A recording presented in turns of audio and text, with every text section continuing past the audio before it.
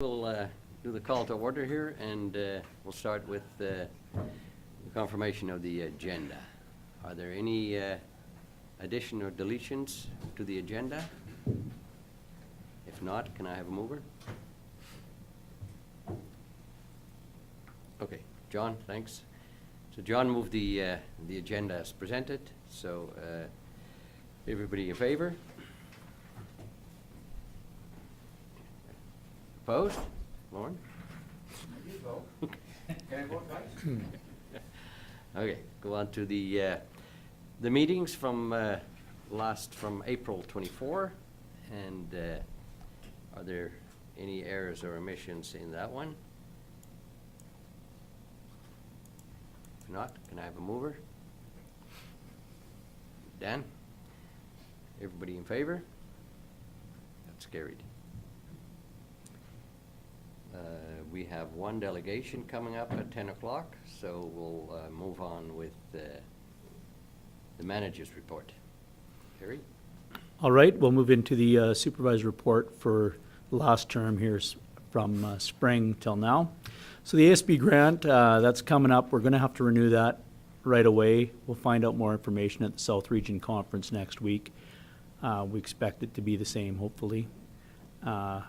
Currently, we get $166,000 for the legislative stream and $91,000 for resource management.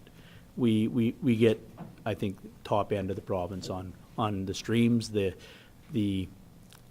legislative stream, everybody gets the same. Resource management, that's kind of has been a competitive process. So we will be going through that this fall.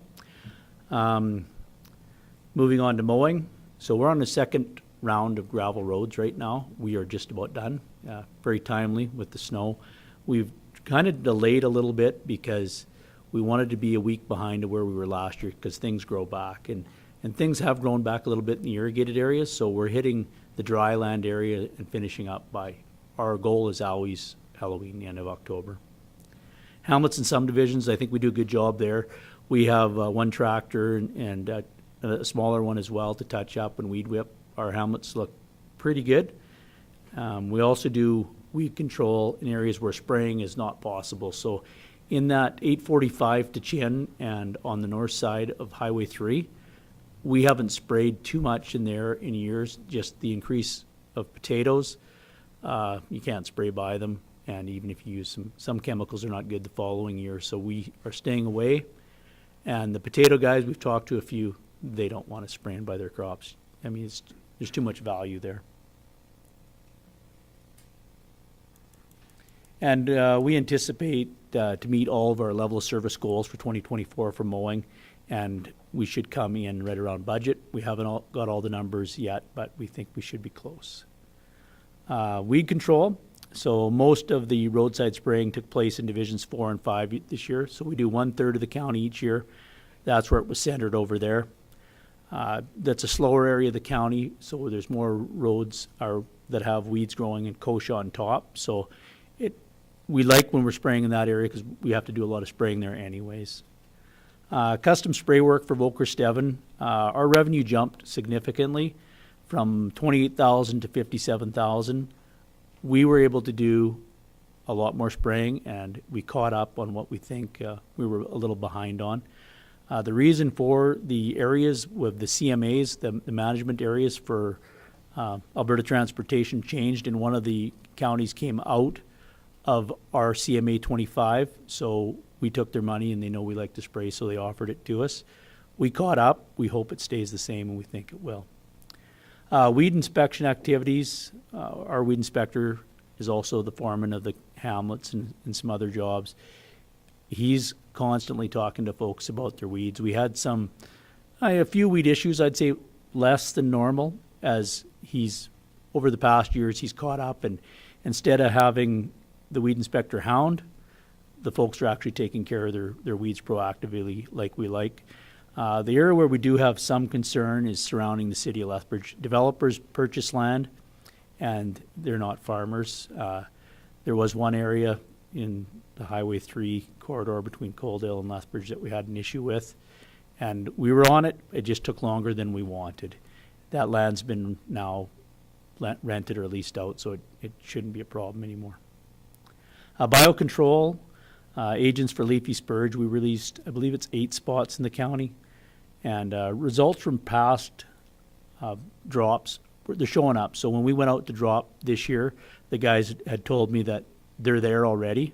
So we're adding to those, the amount of biocontrol agents that are out there. This year was a tremendous year for leafy spurge. Every year we kind of call it the year of the whatever type of weed, Konschuh it could be like last year. This year was a very good year for leafy spurge with the wet conditions. There was more leafy spurge, but the bugs are out there, and hopefully they can catch up again. We do get phone calls from folks down in the river bottoms where it can be, that's where the leafy spurge can take hold. And some folks, when they have big fields or whatever, they're spraying as well, which is, it takes a very harsh chemical to take care of leafy spurge. So you don't want to spray it around trees. That's where the bugs can do their part. So roadside spraying, 1/3 of the county. We certainly did more than 1/3 of the county. But it's hard to quantify that because we're shutting off by so many fields. Yes, we targeted 1/3 of the county, but we shut off by every susceptible field. So we're doing about 1/3, and then we're spot spraying around the county.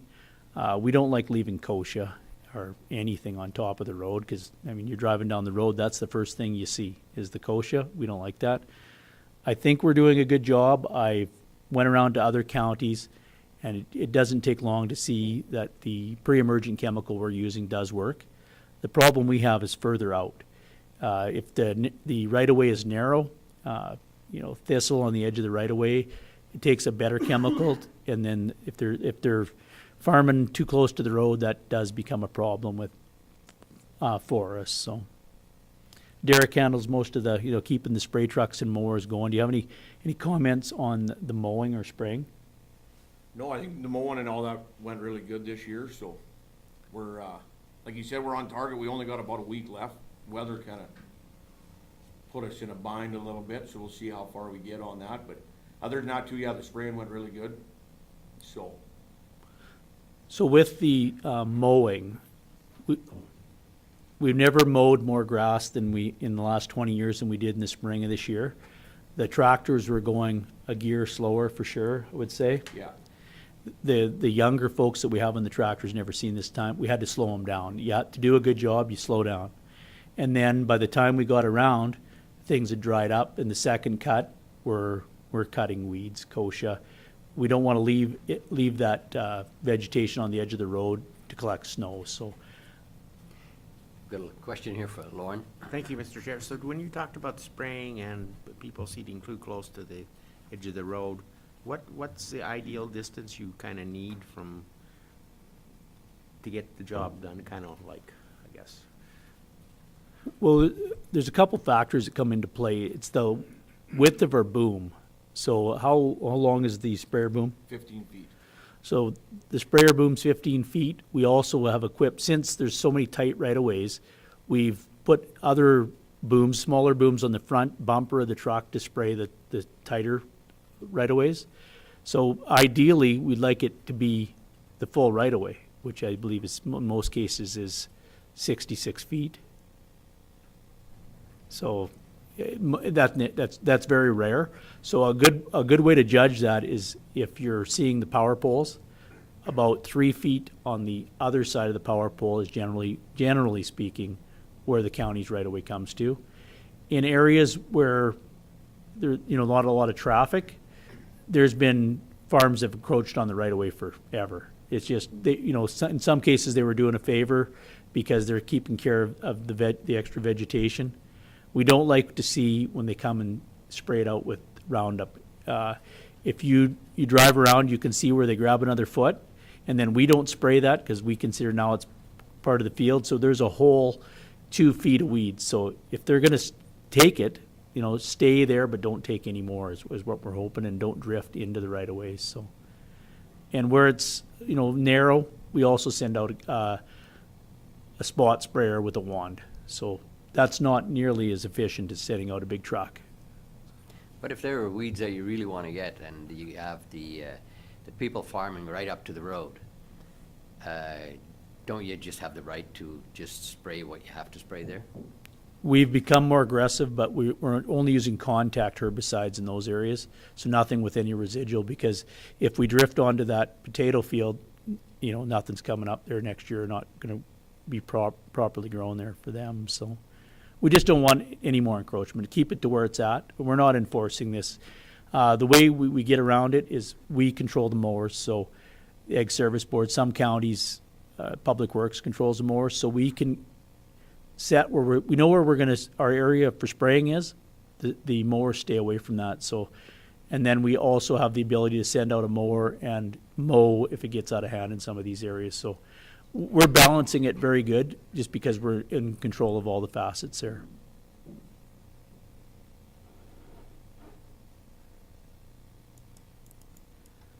Moving on to pest control. A private contractor was hired to do a Dutch elm survey, and each year we do a survey. This year we were centered around the Lethbridge landfill area, because that's where dead elm trees go. There, and last year I think we did Iron Springs, so that's our focus area. Come back with no Dutch elm, which is great. We have to be more conscious of this, because Dutch elm a couple years ago in North Lethbridge. Also this year Dutch elm disease was found in Edmonton, so it's making a little bit of a entrance into Alberta. And the folks that we hire, they spend most of their time surveying and looking in Saskatchewan. They know what Dutch elm looks like. I know from a picture. So we send these guys out, and they did a training course with us a couple of years ago. We know enough to be dangerous. I mean, we're not the experts, they are. So that's something we'll continue to do, and we'll move on to another area. Grasshopper survey.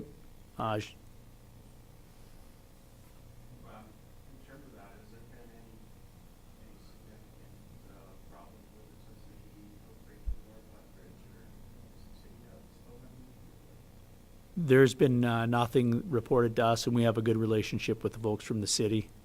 And we also have they put traps out in the county for the beetles that can carry it. So Lindsay Bell from the city, he handles that, and he's not reported anything back to us regarding anything more. So the following year we went into Diamond City, because Diamond City would be the closest area, and took a look there. There's some arborists and some trees laying around, so we focused on that area right off the bat. We did have a suspect tree in Diamond City that looked odd.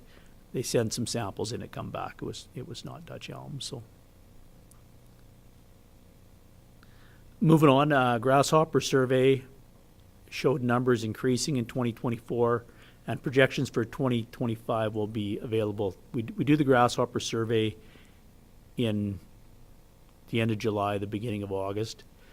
That's not necessarily the best timing, and some of the research projects that we have coming up with Dan Johnson from the University of Lethbridge, the timing could be better. You need to look in the spring as well, so there'll be more on that coming. But they told us that where you had grasshoppers in 2023, you were going to have grasshoppers in 2024, and was that the case, Derek? Yeah. Yeah, no, we projected it pretty good. Yeah, and how I project grasshoppers is when I drive to the areas that were hot spots last year, and how many times I got to wash the front of my truck. It's covered out in the Sundial area and the area out by Barons and somewhat near the airport and south in the dryland areas is where we're seeing it, right? So.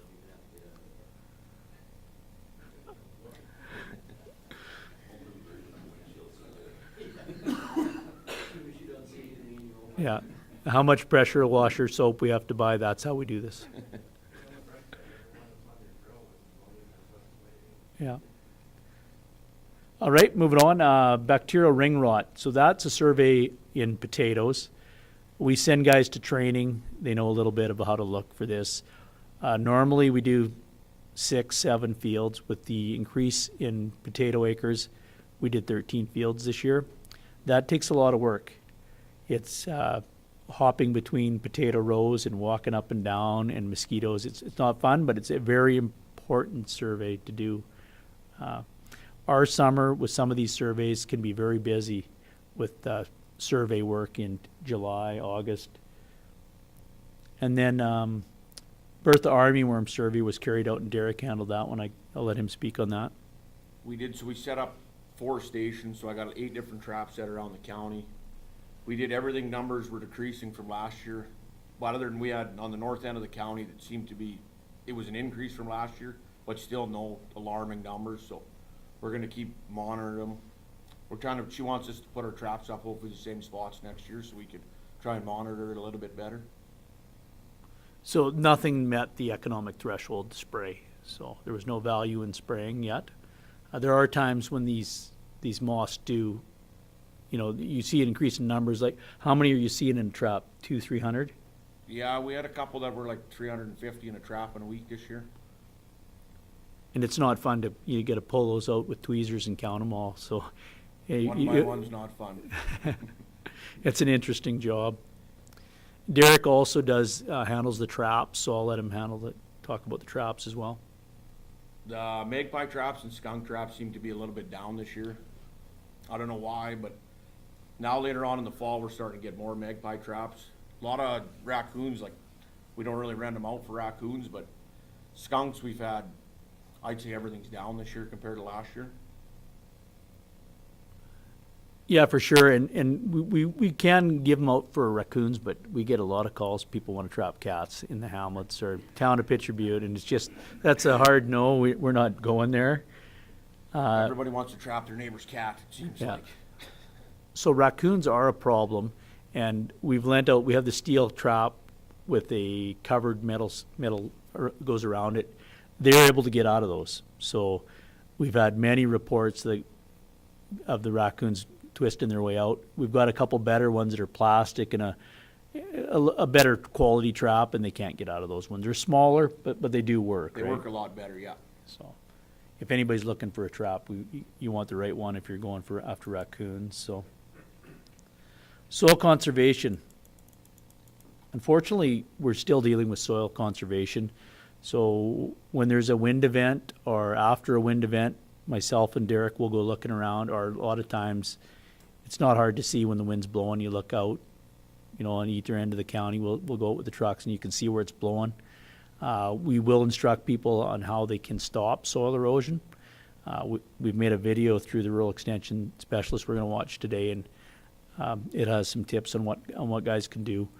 We've addressed 4 issues where soil was blown into the burrow pit, and Derek handles some of those tough conversations. I handle some of those tough conversations. We have 100% compliance on asking folks to take care and clean the ditch. We make sure it meets our standard, and sometimes it's not the greatest for the farmer because the crops are already up and they're cleaning the ditch in the spring and dumping it on a crop that's already growing. It's just something that has to be done. We had a little bit of pushback from one farmer, and it wasn't necessarily the issue of doing the right thing. It was the cost. It was just, this is a cost, right? Well, that cost should not lie on all county citizens. It should lie on the person that's land was moving. So I think everybody understands. In some counties, they don't proactively make phone calls. They don't give notices. We don't either.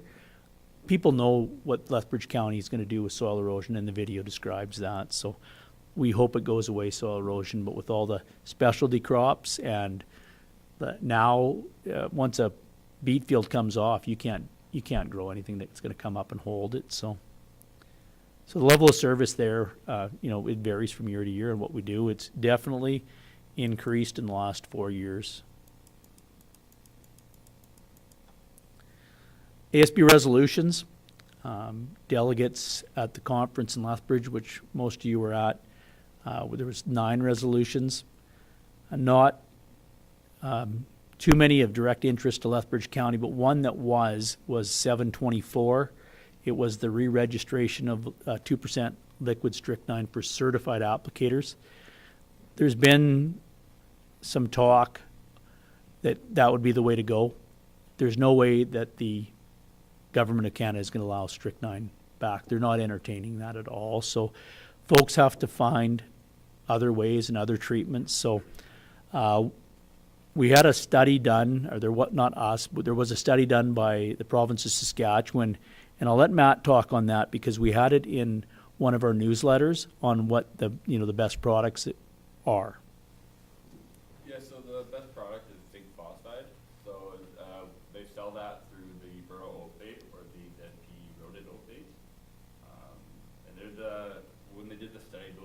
cheaper option as well for farmers. So that's great news. And the burrow bait in the study, it showed that it was just as effective as strychnine? Yeah. So that's good news. We just, when folks phone, we direct them to the products that work. And hopefully all the strychnine's been used up. I mean, there's probably some still around, but legally it had to be used up quite some time ago. Moving on, roadside seeding, that's something we do as a function of the Public Works Department, depending on how many roads they build. We also did a reclamation. The Public Works smoothed the gravel pit and did what they legally had to do, and we seeded grass in the Hofarth pit.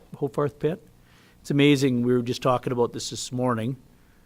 Before they reclaimed it, it was like the surface of the moon, nothing was growing out there. We seeded it, and then what happened, Derek? We got lots of kochia, but we actually got lots of grass growing now too. It's actually looking really good. So what we'll do there, we leave it for the first year, and we had to mow it twice to keep the kochia from going to seed. Next spring early, we'll go in there and spray it, and it'll look really good. A few years ago, we did the same thing at the Rackus pit, and we were using, in this case, we used a pasture mix, because we assume that one day that'll be used for pasture. In the Rackus pit, we had to go with a native grass mix, which is much more difficult to get established, but it's pretty good down there as well. We had a really good year for moisture this spring too, so that helped out really good. Moving on, equipment rental. Derek handles moving those around or gets staff to move them around, and I'll let him discuss this as well. Yeah, the Brilliant Rentals, I see when they did this, they were down. Like last year, we had 24 of them go out. This year was 16, but we've probably had 4 go out since this report was done. So we're probably sitting around that 20 range. It is a little bit down, but I'm not sure why. The machines are paying for themselves. I think there were $16,000 machine each, and we've probably paid for them already. At some point, they will need to be replaced if they get a few more acres. With the county seeding, we balance our seeding between spring and fall. The spring seeding, that's when it's guaranteed to work on your seed germination. Fall seeding has worked better for us because then we can get it. It takes that spring rain and snow and pops, and then we're able to spray that if we have to by July or August, so it cleans it up. When we seed these roads, they're filthy with weeds, and that's where we use the mowers to send out to a specific weed control mow area, and we'll continually mow those. We don't want people unhappy because their road got built and then it's just solid weeds. So we do our best, and we think that we clean those roads up within about 2 years, I would say. Lauren? Thank you, Mr. Chair. So, Gary, when you talked about roadside seeding, which was the most effective, the Brilliant drills or that green stuff you spray on? Brilliant drills we don't use. No. So we use a combination of a spreader and harrows and the hydro seeder. What works best in a drought is if the seed is in the ground. So the spreader works. We lightly disc it. You got to disc anyways and harrow to prepare the seed bed for the hydro seeder. So we're adding half our seed with the spreader because of the drought situations of the last few years, and then we're also going with half our seed on top with the hydro seeder. And so when we seed in the fall, we add a tackifier, and that tackifier will hold that seed there till spring. It's good for about 6 months. So our seed results since we got the hydro seeder and we've been doing this have been great. And we're going with a higher seed rate. We do add a little annual rye in there, and that's just as a cover. That the higher seed rate in this combination is keeping the weeds a little better than it used to be. When I first started, it was don't even look back for 3 years because the seed takes that long to get to where you want it to be. Now we're getting there within a year and a half, 2 years. And of course, we look really good when it rains, but when it don't rain, we're not so good at seeding then. Moving on to brushing. In the spring, we had a lot of wet weather, so we didn't do as much brushing. That's taking out trees and brush in the ditch. And we're treating that mostly with products that keep them from regrowing. So we're getting somewhere with it. We're hoping to go back to brushing here as soon as the mowers are done. That crew will move to brushing probably for a month. And we do some of the wastewater lagoon areas as well. Parks, playgrounds, shop areas, very busy in May, June of this year. The folks we hired, we had to put extra staff on there to keep up.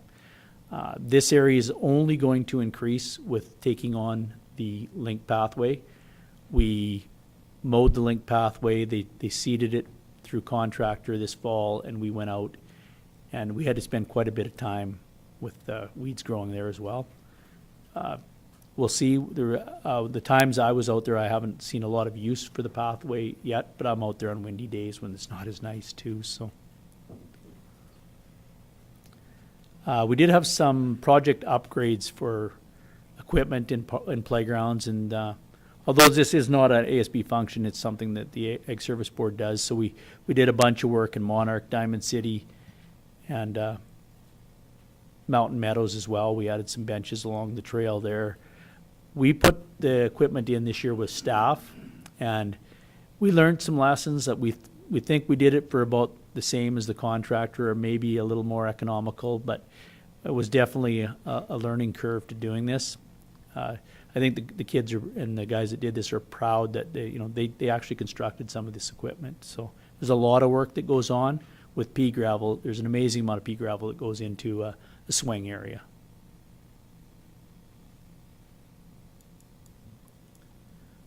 Farm Family will be dealing with a new applicant today. Our 2024 award winner was the Buckman family, and they farm northwest of Picture Butte. I talked to Brian Buckman about this reward a few times. He was very honored and humbled to receive this award, very thankful. He had a great experience going up to Calgary.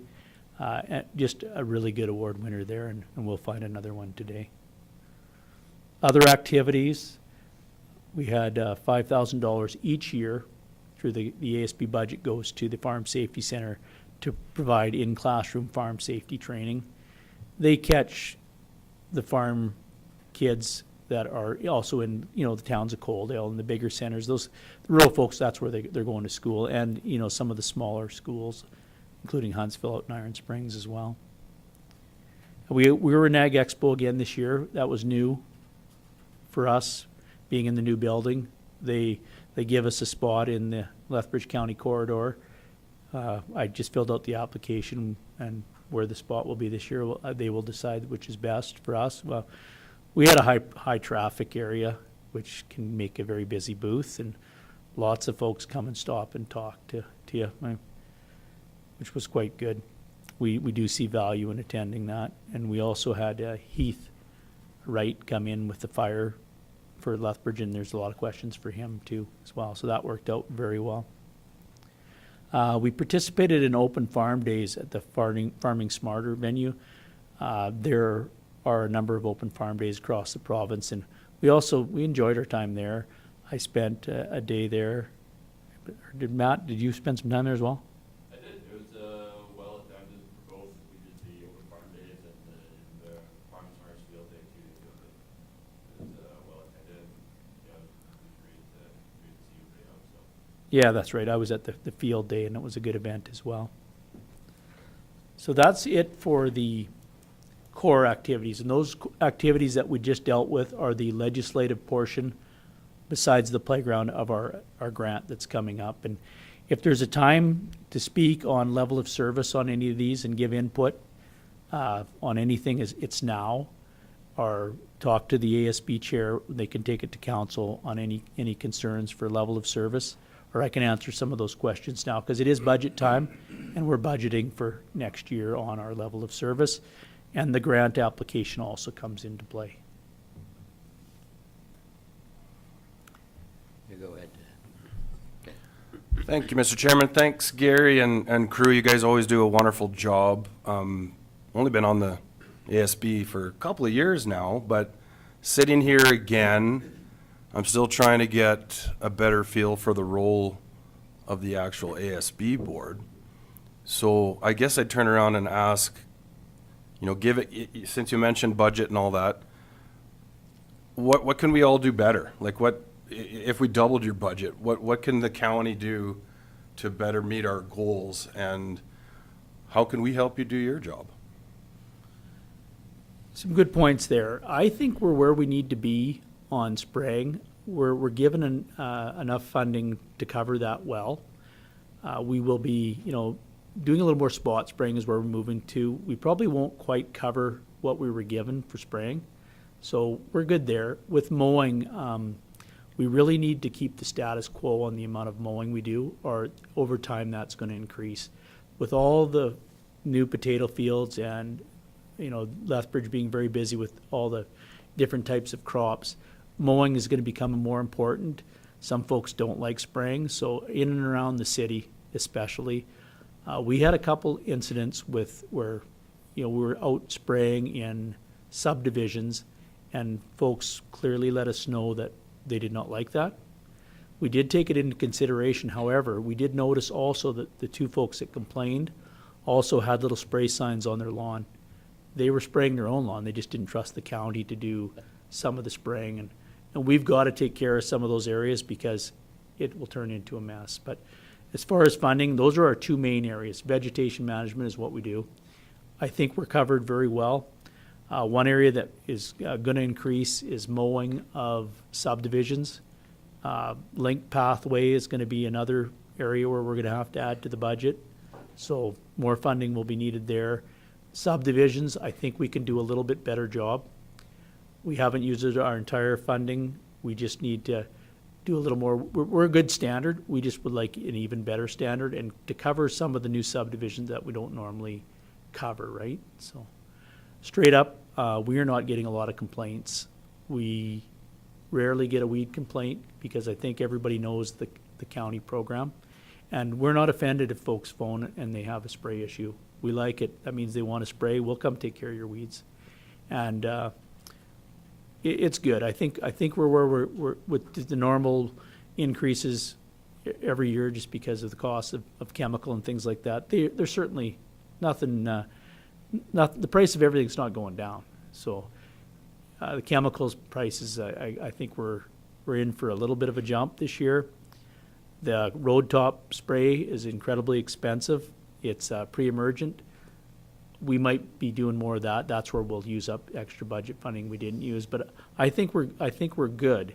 Does anybody have any comments what they've seen or heard in the public what they want? Lauren? Thank you. I have noticed that a lot of potato growers are mowing the grass in their own ditch around the field so that they're keeping the weeds down pretty good, actually. There are many folks that are doing a great job with mowing. And so I actually coordinated with one of the big potato growers. I said, okay, this is our timing of our mowers. So we're going to mow in your area in June. So we're not going to be back we don't want to come back for quite a while. So they were able to go in there in between our two mows. It worked out very good. It keeps the sprayers out of those areas, which you don't want to affect potato production or seed canola production. There's a lot of things that you don't want to affect, right? So. Go ahead. Is there a schedule that you guys have set up that producers could look at to see when you guys are going to be in the area? Yeah, we don't get a lot of phone calls, and we like to stay away from showing. The mowing is one thing. When you show sprayers or where they're going to be, yes, we're in a general area, then when you go by their field, then they think that you damaged their crop. So we're not secretive by any means, but we don't want to publicize that either. But mowing, it might be helpful if we did a little PR, because we move the area depending on the spray, and we'll get, like this year we arrived in the Park Lake area a little later. Most farmers out there like clean yards and nice. They're wondering where we are. So I got a few calls from in there, when you coming, and then when I told them, they were happy. And realistically, someone has to be first and somebody has to be last. But them knowing it would help stop some of those phone calls. Yeah. So, Because also for certain crops, if they're open pollinated, I know some guys like to mow the ditches to reduce the ergot risk for certain crops. So and that is out in areas where ergot is more prevalent. Out in the Sundial area, there's a lot of mowing going on out there. There's a lot of mowing, some of the larger feedlots, they like to help us out too. The mowers like that, because then they don't have to pound through that really slow, and it looks way better, so, and keeps the weeds down, so it helps everyone, and they're doing it safely, so. One area I will mention that I think that that is appreciated throughout the county is when you move on to the playgrounds. The playgrounds, we've been refreshing the playgrounds, and we get a lot of positive comments. Next year, there's a prospective project that's going to be in turn, which is needed, and then we're going to do some trail work in Mountain Meadows, and it's time we look at some of these old court areas. We did the court area in Shaughnessy. It went from a place that never got used to, it's very busy. The biggest feedback we do get is from playgrounds, and people like this, what the county's spending on these projects. It's very expensive. Playground equipment is going up an incredible amount since COVID, but we got to keep up with it, and Matt helps with that as well. And we're marking trees and everything that we. What's the process with that? With all of our equipment, we're keeping status on how old it is and how long it should last. Yeah, so we have a program in place. Nice. Yeah, we have a program in place. It's the citywide app that we use. So we go out there. I go out there on an annual basis, and we'll do a quick percentage on wear and tear on the playground equipment. And then while I'm out there too, we'll do the trees, and we'll mark any trees that need to be taken down or branches that need to be taken down. So. And then even with the playground equipment too, it's set up so that within so many years, even with updates and upkeeps, it'll be replaced in so many years time. So there's a plan in place for all of those. So we are keeping a lot of data tracking. So every tree we cut down, we mark that spot, whether we sprayed it or not, to know if we're getting anywhere. Also, when we do spot spraying for leafy spurge or any of the hard to kill weeds that you don't get with the big truck, we're marking those spots as well. So we know if we're winning or losing, and we're getting somewhere with the weeds, that's for sure, the ones that are hard to kill. And it's always good to keep track of the data for the parks and playgrounds. So we can, down the road, we'll have better data on when things can be replaced rather than just deciding on what looks old, right? And we've gone through most of the playgrounds, and now we're just doing not big builds, but courts and things like that, trail resurfacing. We did a little practice spot, we call it, in Broxburn at the pond area. We resurfaced that because in a couple of years we're going to do Mountain Meadows, which is a couple miles. We did it. We had a crew go out there and lay down some limestone, and it turned out very, very well. We watered and packed it, so we think we can handle a couple miles and do it at a reasonable amount. Just a follow-up, if you don't mind. Yep, go ahead, Ken. Yeah, thanks, Gary. I'm still gonna try to challenge you and the group. Like, what can we do different? Like, what's something new and exciting, or something that's outside of the normal duties that maybe you guys are passionate about, that anybody sees as an opportunity or an issue within the county? If you're budgeting and you're putting your plan together for the next year, I don't know that we've ever taken enough time to sort of think outside the box. I'm wondering if you guys have any ideas. Yeah, that's a good point. Most of those deliberations go through council. So the one that is different or outside of the box that others don't do is the research project you're going to hear about and where we're going with that. I'm unaware of too many counties doing too much work that way.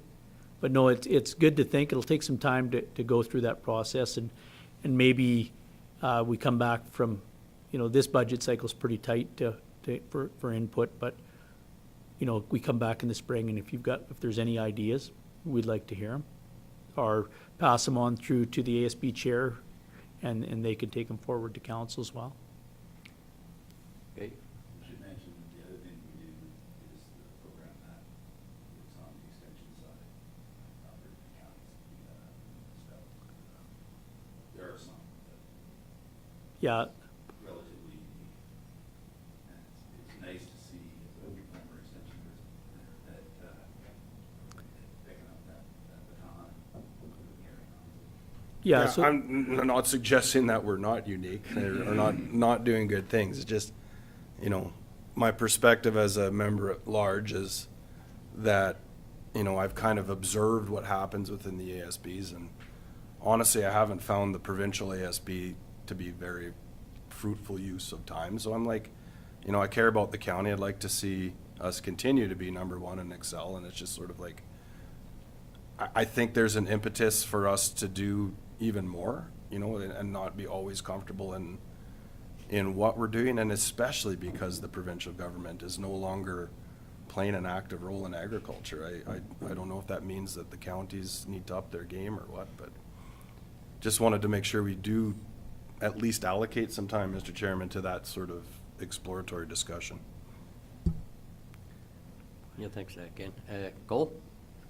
Thank you, Mr. Chairman. I know Ryan and I have been messaging back and forth on a few things that we have just on the go right now, and organizationally outside of ag services, we have made a shift in our structure to provide more technical resources to allow us to drive that level of service from a GIS mapping, from an optimization, from a workflow standpoint.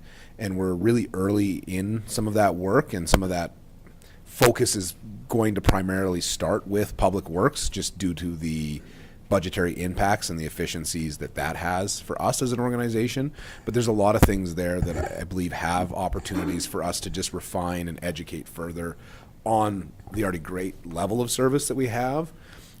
Just to the earlier point, even where I know Councillor Hickey made the comment around what that width is for spraying, and here it's, you know, we're saying it's variable and there's all these conditions, but if we can't clearly articulate that, how do we educate the public on what that is? So I think there's a lot of work that we can do to set out to say, how do we define some of these things? How do we educate and work with our producers on something as simple as spraying that we're doing a good job of, but what can they expect? Or the mapping that was brought up earlier with mowing, what that schedule is.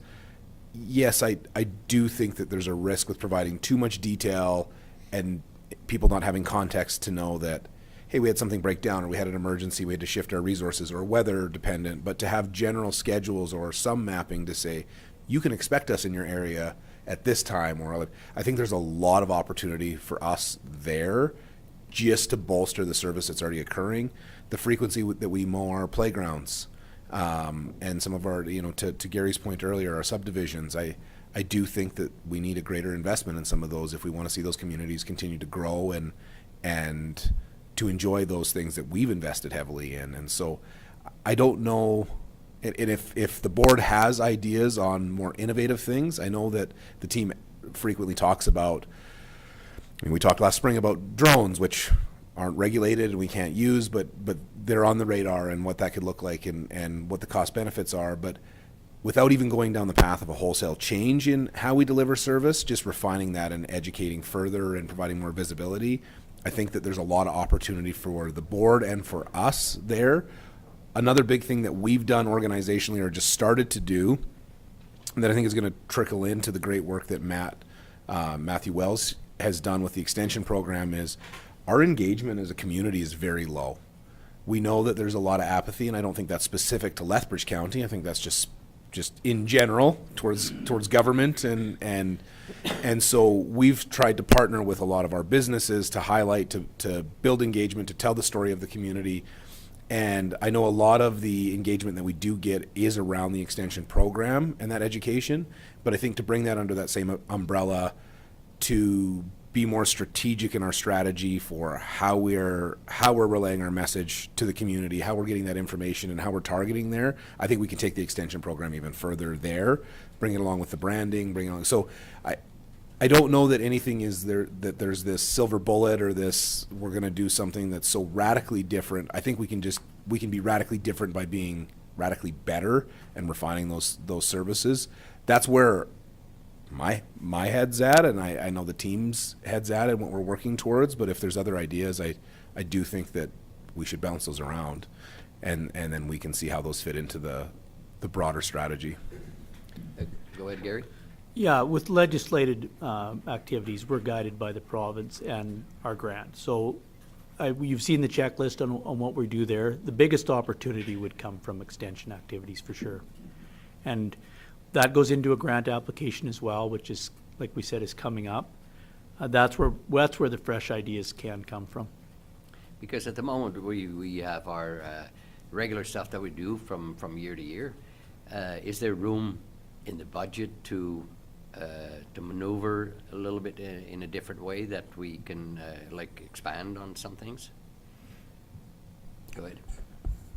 This year, it may be a little bit difficult. We do have some budgetary asks that are going to, put some pressure there. That's not to say that there's no opportunity at all. We would have to just evaluate those on a case-by-case basis. But when we look at the organizational impact, there are some things that we just need to get the groundwork in place for first that would give us the freedom to focus further on some of these services. So I don't know that we're going to get there in day one or year one necessarily, but I do think we need to map out where we're headed and what those priorities are from a board perspective so that we can focus our resources when we are able to get there.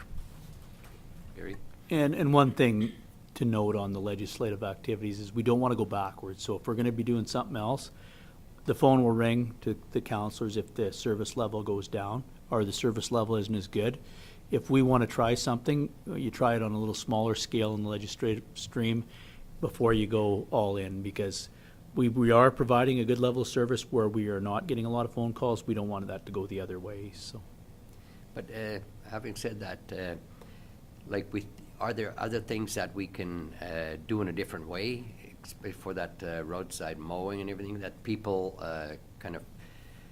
that promote a little bit, that people would take care of their own roadsides a little bit more and things like that? Because that would save us quite a bit of money too if people would see the benefit in doing that themselves. And I don't know if that's possible with safety and everything like that either. It's something you look the other way on. Everybody's doing it out there. I don't think we want to promote it, but we can thank folks for keeping their yards and areas in front of their houses clean and nice. We've done that in the past where we've taken pictures of subdivision and say, hey, thanks for making this look good. That's not necessarily promoting it, but hey, it's okay, it looks good. Bill? One of the programs we tried to initiate this past year is the dragline program. So basically installing culverts or irrigation canal crossings so that farmers that are spreading the manure can get to the fields and without obstructing traffic and reduce traffic involved and safety safety connotations in it as well. We had zero uptake. We're offering up to $5,000 in cash in kind to do it. So we've been talking about it. We had cooperation with Alberta Port and Alberta Milk to get this thing going. And we have a meeting. We have like 23, 24 people show up to the meeting. Look like there's some interest. Nothing happens, so I've been asking around, why isn't it happening? So it turns out the only people that are actually applying for a crossing permit are the custom applicators. The other guys are just doing, just putting the hose across the road. So, I guess is an incentive for somebody to say, yeah, we'll help you get across the road. And they're going, who cares, right? I'm going to cross the road anyway.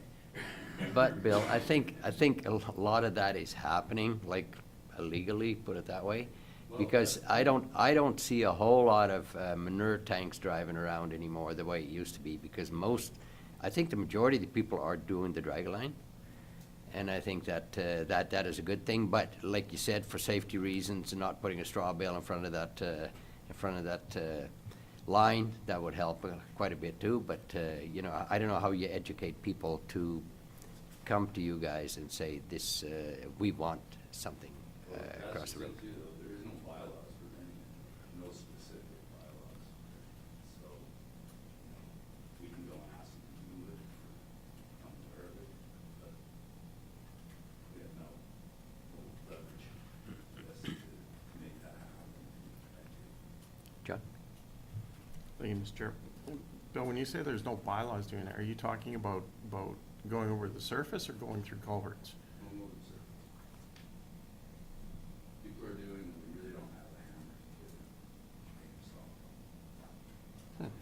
I would think that, I'm being told.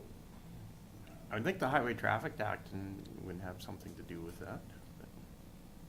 But that's probably not on county roads. Yeah, That's probably, that's only Alberta Transportation. no, well, Highway Traffic Act applies to any road. I'm not sure about that. Right. Okay, yeah.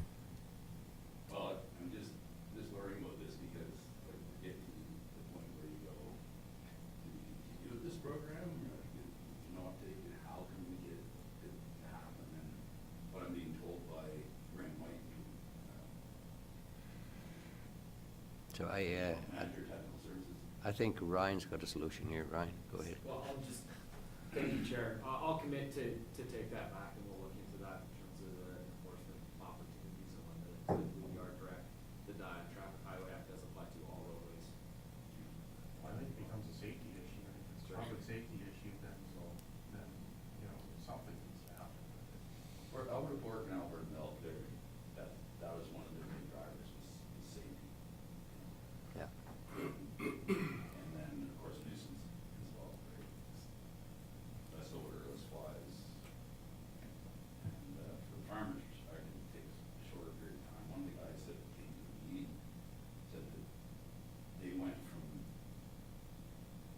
what was it, 6 weeks to 3 days to do their application. And I think one of the main things here is damage to the infrastructure. Yes. I think That's that's a our big thing. incentive. Yeah, yeah, yeah, Yeah, for sure, and safe. yeah. Okay, go ahead, Gary. All right, I think we could move on to the rural extension activities, and that might drive some more thought. We do have a delegation at 10 o'clock, so we'll let Matt take it away here. Yeah, for sure. So the extension activities I'm going to be talking about, they've occurred from March to October here. So with the environmental farm plans program, we've had 19 new producers sign up for the workbook, with about over half in the last 2 months, and that's due to the on-farm efficiency program under SCAP. So a lot of farmers are looking at that program currently right now, and in that time frame too, I've approved 9 EFPs. With the funding opportunities, so the Sustainable Canadian Agriculture Partnership funding and the On-Farm Climate Action Fund program, we're continuing to promote that in the newsletter, and then through emails too to any producers that are interested in that or in those programs. With the booth attendance, I attended the as we discussed, the Farming Smarter Open Farm Days and the Farming Smart 2-day Field Day. Both were well attended, and we appreciate Farming Smart inviting us to those days. The Foothills Forage and Grazing Association, they put together a 2-day field day. One was in Tabor and the other was in Pincher Creek, and we sponsored that 2-day event tour because we became aware that a lot of Lethbridge County residents attend those field days, so we thought it'd be a good thing to promote for the rural folk here. So with the county newsletter, we continue to receive great feedback from the newsletter. In talking with producers, when I do the EFPs, there's a few that aren't aware of it, and there's others that are quite appreciate it and the work that we put into it. There's also, and I think I've mentioned in the past, it does get shipped out to folks in Eastern Canada, so Ontario or stuff like that, and they're quite impressed with the newsletter content as well. Next year, we're going to look to find a way to see how many people are actually reading the newsletter too. I have a plan in place there for that March edition. So the rural extension videos. So this year we are posted 4 videos. The last one, the soil erosion video, we'll show that at the end of today, and we'll talk a little bit more about that too. But the other videos, we've been seeing an uptake growth in the viewership and even engagement with regards to those, which is great. And again, we've been receiving quite a few positive feedback for those, to the extent that like the tree videos and even that soil erosion video, Palliser School District is now using that for their classrooms, and they're using it to teach their students, which is amazing. So Palliser and the college students too. But I'll get into the bee sampling. So this year, Alberta Native Bee Council asked us to help them with sampling for bees. So the idea there is I would just take out 2 sampling kits three times within the year, and we would look to sample wild bee populations, and that's just because there's a lack of understanding there and how much or how large the bee population is. So and they'll be doing that again here in 2028. So presentations. So I partook in 2 presentations this year. I did a college presentation on the floating islands at Broxburn. We had students come out there with a bus, and we did a tour of the site for 30 minutes. We talked about the floating islands, some of the things I've noticed, why they're there, etc.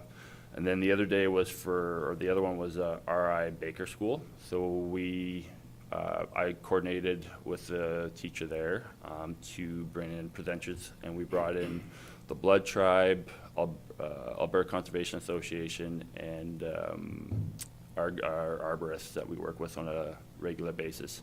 And with those 3 presentations, we rotated with the students there, and it was a great day. That's 2 years in a row we've done that. She's asked us already to do it again next year with the intent on doing 4 presentations. So she wants me to do a presentation there next year. So that'll be a really good thing. The Old Man River Mainstem Watershed Group. So that is managed by Harley Richards. He's the coordinator for that group, and we help facilitate. So we bring in presenters, and I help presenters, and this year we also push to have more individuals partake in the group. We found more people to become new members. So this year was a strong turnout, and we had great feedback with that this year too. So I was really quite pleased with that. And with that too, we had we talked about SCAP funding. We had somebody come down and talk about prescribed burning. We had drone use in agriculture, beaver management, and that might have been, I think that was it. So onto the Alberta Agroforestry crop reporting. I continue to do that at the beginning of each month there. And it's just, once a month. Same with the agroclimate impact report, beginning of each month, once a month. So the liquid manure dragline program, Bill did a really good job talking about that, so I won't get into that. The Clean Farms plastic paddock project, that program came to an end earlier this year, but I still get tons of calls about it. So anytime I do get a call, I just send it or forward it to Chris at DBS, and he manages that. So for upcoming stuff, so just so you guys are aware, we are doing more extension videos. We're looking to produce quite a few more too, and I have quite a substantial list for next year coming up. And then we have the nutrient management webinar series here, and that's going to be taking place on January 27th, February 3rd, and February 10th. Presentations have been finalized, and that'll be getting promoted here fairly shortly. Potential workshop. We are looking to do a workshop here end of February, beginning of March. And I have an idea in place for that one too.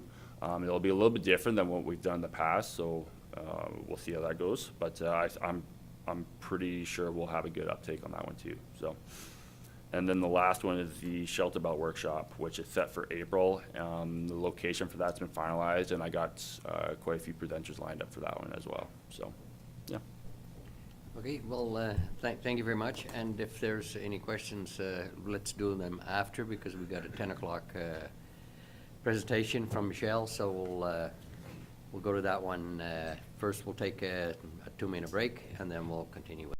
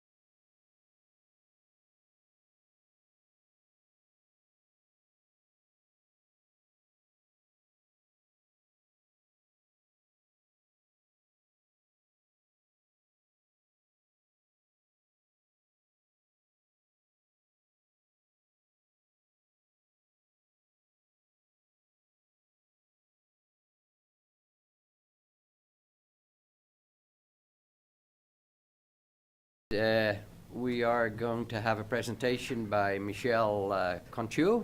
I don't know if I butchered that or not, but. And I would like Bill to introduce Michele. I'm gonna talk a little bit of the program and how we got here. You've heard about this before. We had Jim Byrne and we had other researchers involved. We were going down the road to a program that we thought was okay, but it wasn't really fitting with sort of our goals and objectives. We had gone and talked to irrigation districts, and they got on board for $10,000 a year to commit 30. So we got $50,000 a year, and then when Cole came on, and I talked about what are we doing, what's the direction of the program. We decided to basically full stop and re-engage with the university and see if we could get like some research projects that are really more reflective of what's important to Lethbridge County and the irrigation districts. So we did that, and we think it went pretty well. The university engaged almost immediately, and they brought us some top-notch researchers, which Michele was one, and they presented us with 5 projects. Didn't write down the actual titles, but these are pretty close. Millet for animal feed and marginal land protection, and that's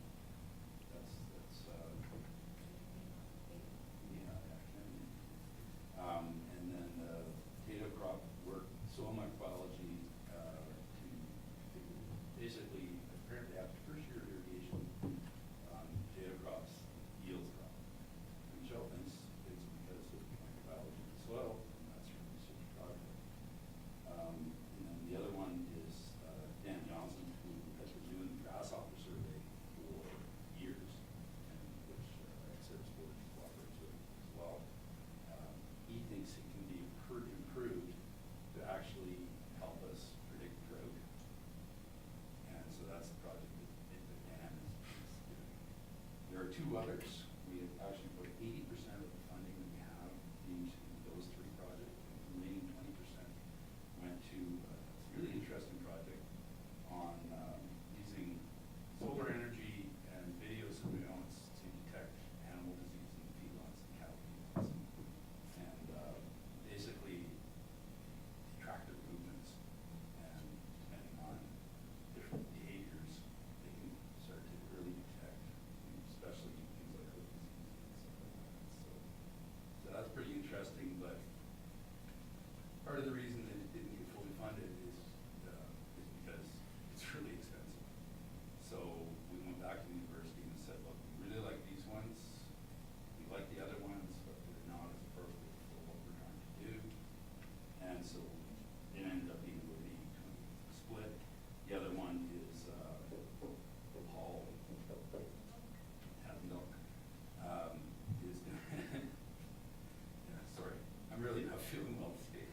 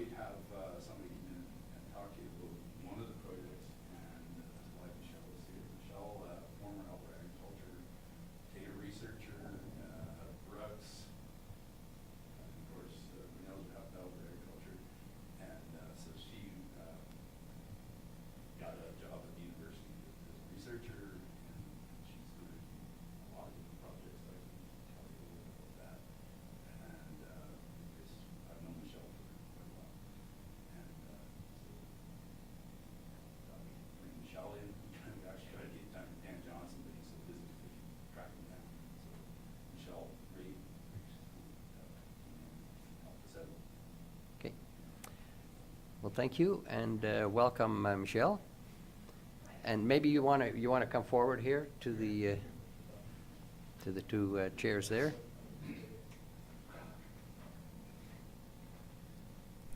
That one? And is everything ready? Are you using? I didn't bring a presentation per se. Okay. I talked to Gary, and I'd like to just tell you about the project a little bit. And there's not a lot of visuals with it yet because a lot of it's just a big idea.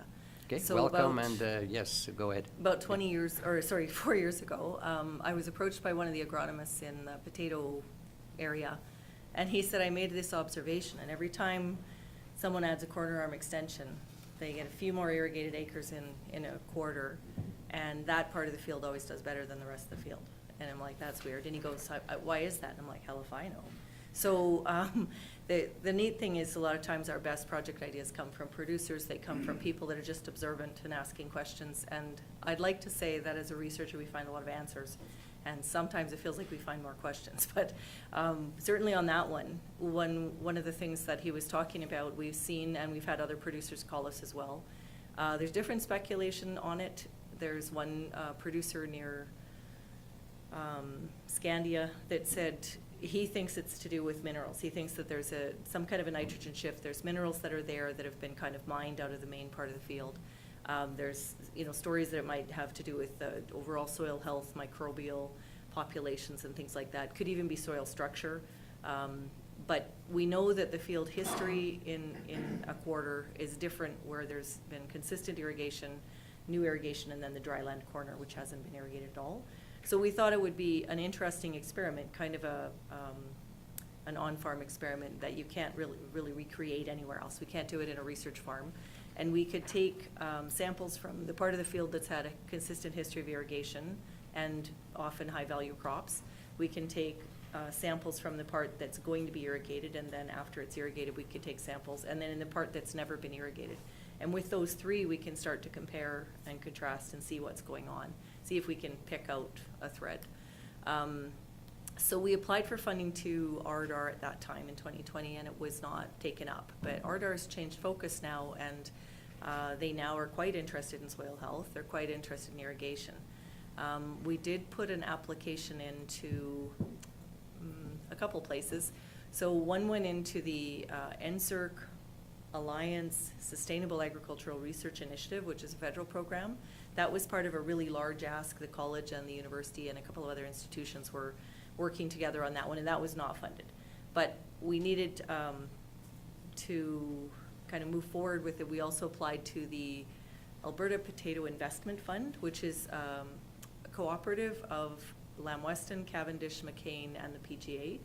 And they have a pot of money, but they will only fund part of a research project. They don't want to fund 100% of anything. They'll go 50% at max. So we applied to them, and they liked it. So they said, yeah, go. Then the NSERC funding didn't come through. So, and there's months sometimes while you wait for a decision to be made. So we applied to the Ag Funding Consortium, which includes ARDAR, and that was in the spring, and we got asked for a full proposal. So they have the full proposal now, and they know that APIF was interested in investing.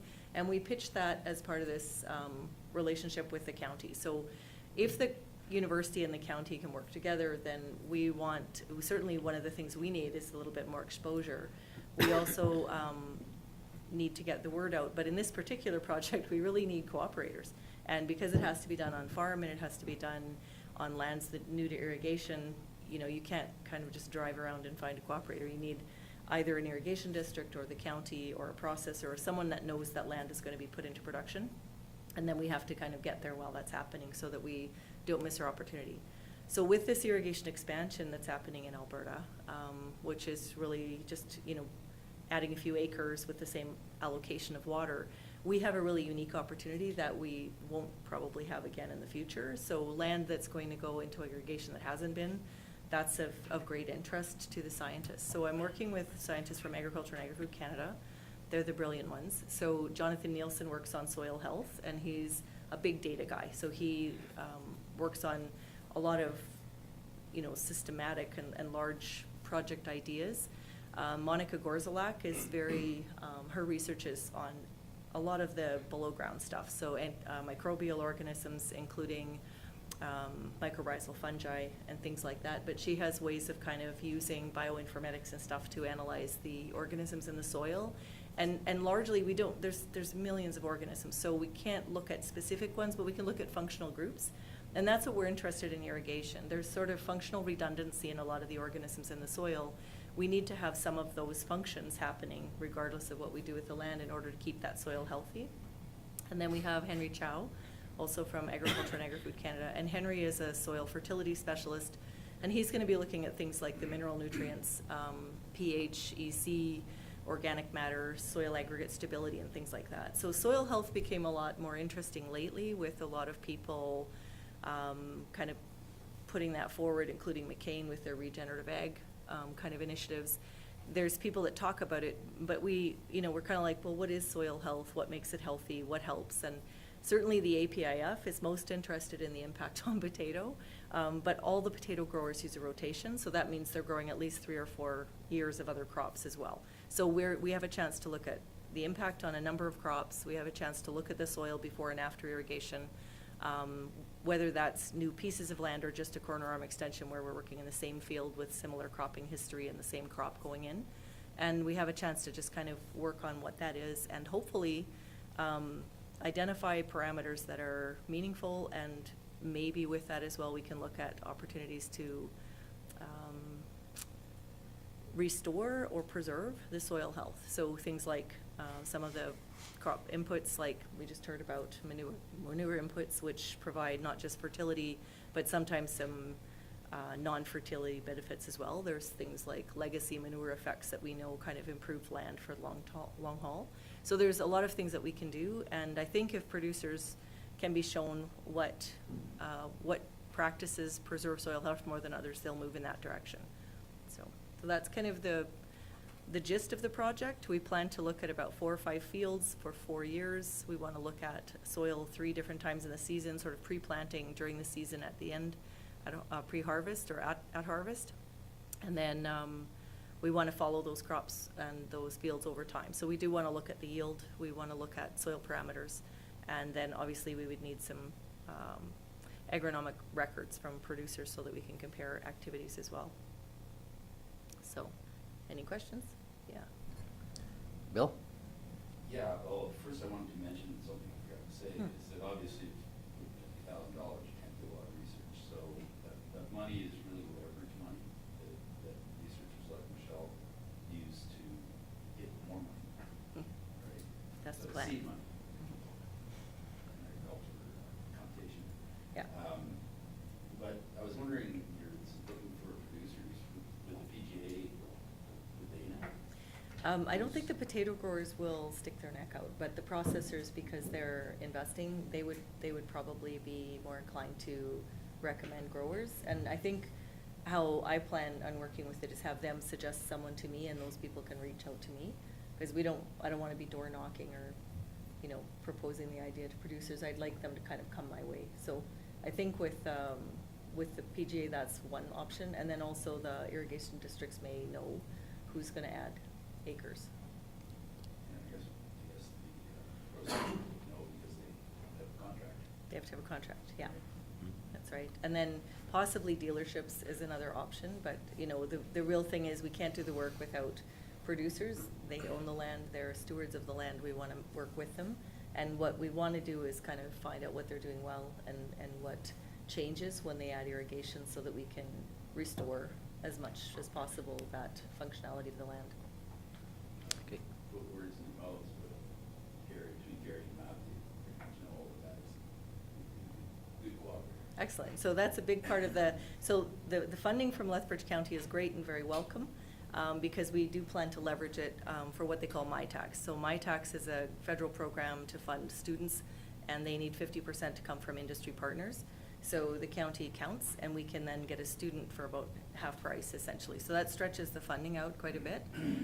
But the bigger part is the in-kind. And so if there's an in-kind contribution, which is that opportunity to find cooperators, that's huge for us.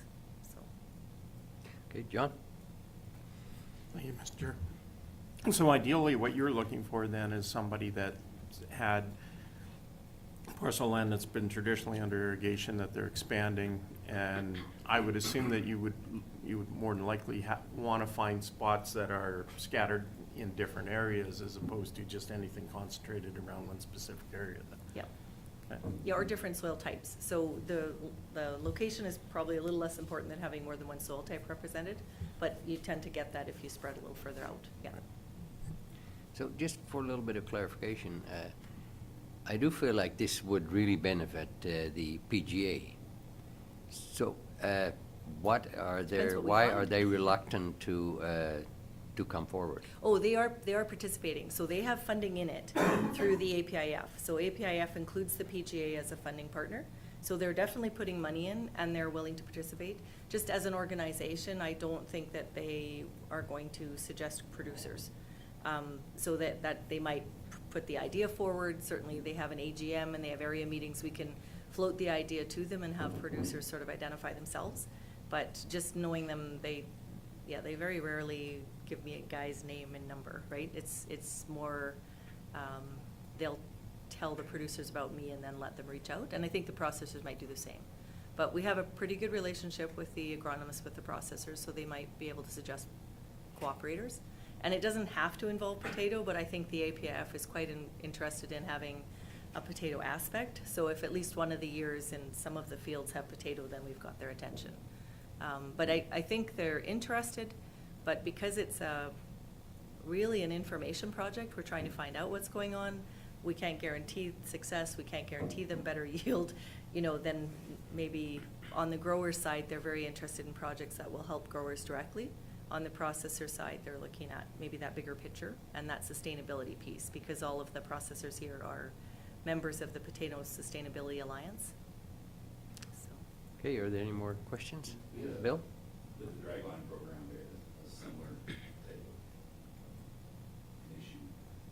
They tell us, they gave us all the coordinates for all the milk producers and the Mhm. pork producers, which we cut them out, but we're just gonna go. But, they didn't want us directly contacting their producers. We'd contact them and they'll contact us.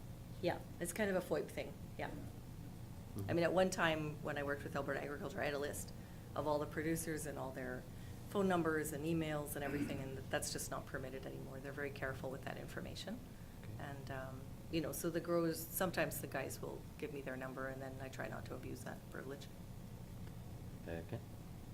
Thank you, Mr. Chairman. I just wanted to give an endorsement and a question. Worked lots with Michele over the years, and she's wonderful. And I think it's a really nice shift that's relevant to our county.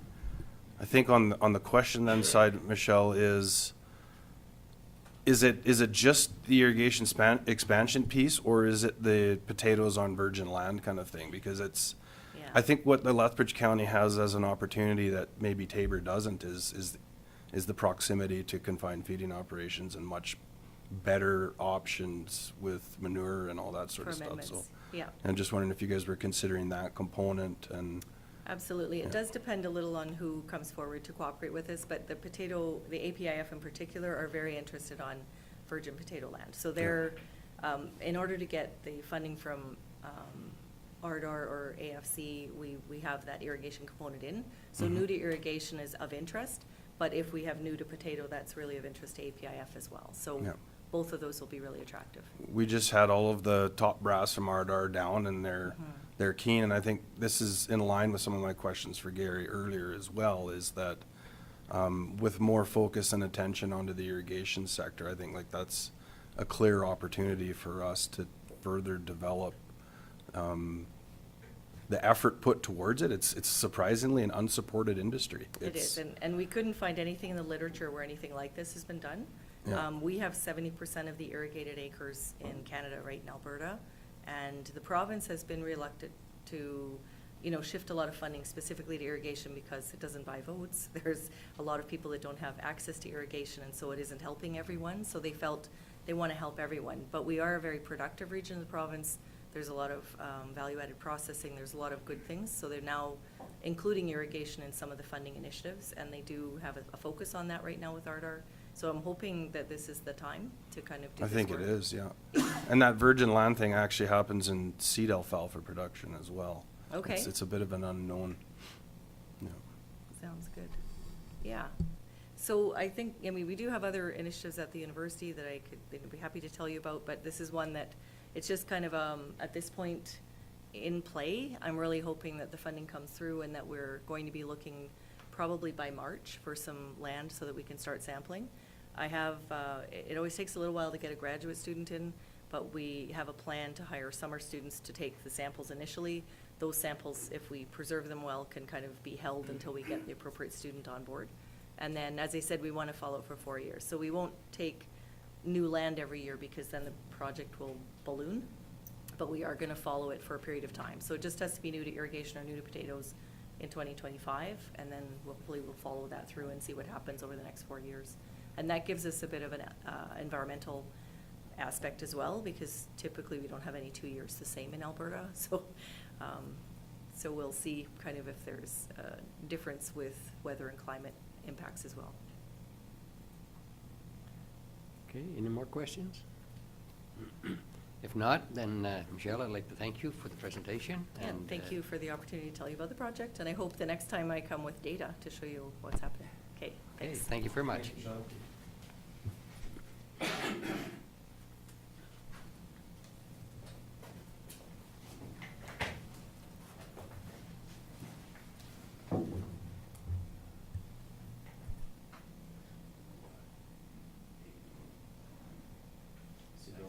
Yeah, see you, Bill.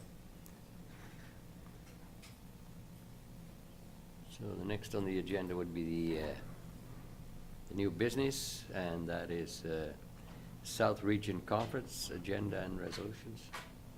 Before we get that, we'd like to Oh, sorry. offer up Matt for some questions if you had anything for his report. Okay. Well, that was good, Matt. Yeah, no questions. So Matt does the flashy part of Ag Service Board work, and he gets us noticed, and it is taking notice to the public. We get the most feedback from the positive work he's doing, so we want to keep that going. Also attached to that document is our level of service for 2024. That is on the new county format. So Candace did a bunch of work. It looks a whole lot better than whoever did the first one. I guess that was me.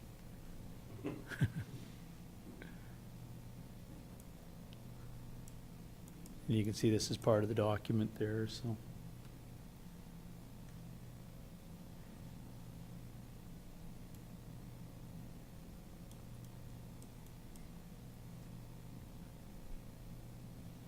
We'll move on to that South Region Conference. That's happening next week. I can find the page here. So this is the agenda for the South Region Conference. Normally, the reason for the South Region Conference is to go through resolutions. As I mentioned earlier, there are no resolutions again for the second year in a row. So it'll be, the two that are going will meet up with, they wanted to make it somewhat of a social event so you can find out what's being done in the South Region. Unfortunately, they had a plant tour of JBS. That plant tour has now been canceled. So we'll work through the couple that are going, and if they want to take any of the other activities. But it's a good time to know what's going on, certainly in the County of Newell. They've got a number of presenters there that'll be of interest to folks. Just a note too, so this went through council we need 2 voting members to normally go. So there's 2 voting members that agreed to go. As we come to the end of the meeting and we're going for the voting members, and the chair and the vice chair will be dealt with as well. Remember that, these are the type of events that you'll need to attend if you're a voting member, if there was indeed resolutions, so.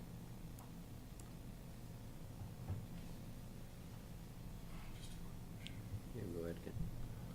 I'm just a little surprised, Gary, that I know the county of Newell's been working on this development and reviving CDC South, and it's not something being discussed at your meeting.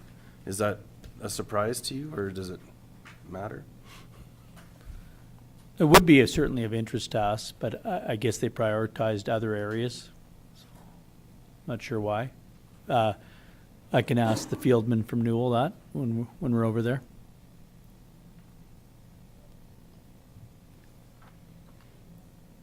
Any more questions on the South Region Conference? That happens every year.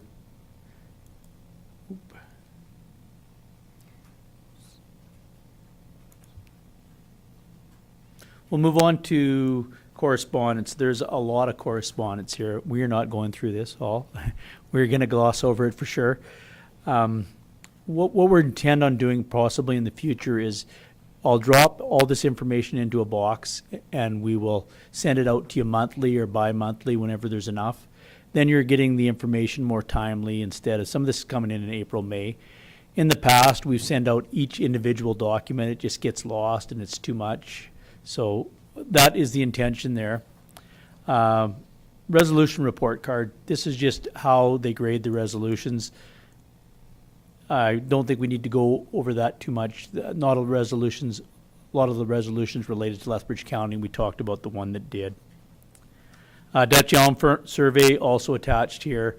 No Dutch elm, that's good. If you like the details of the report, they're there. Ag for Life letters. So Ag for Life went to a council meeting in June. They were asking for support. They wanted a yearly fee of $2,500. That was passed through council as just information. No funding was given. Their main program is an in-school program. We think we're covering that well. And there was also a letter in there that said, we wanted them to come to the north, but they wouldn't come. So there may be a few issues there. Going to the Ag No letters, this is another one that went through council. They were asking for funding, and council, this is mental health support for farmers, and this one has been dealt with through the Ag Service Board Conference and resolutions. They don't have a steady stream of funding, so they wanted some interim funding to get them through. They were going through one of the grant programs, and they're trying to find a fit where the government does fund it. So they needed some interim funding, or they weren't going to be able to do their work.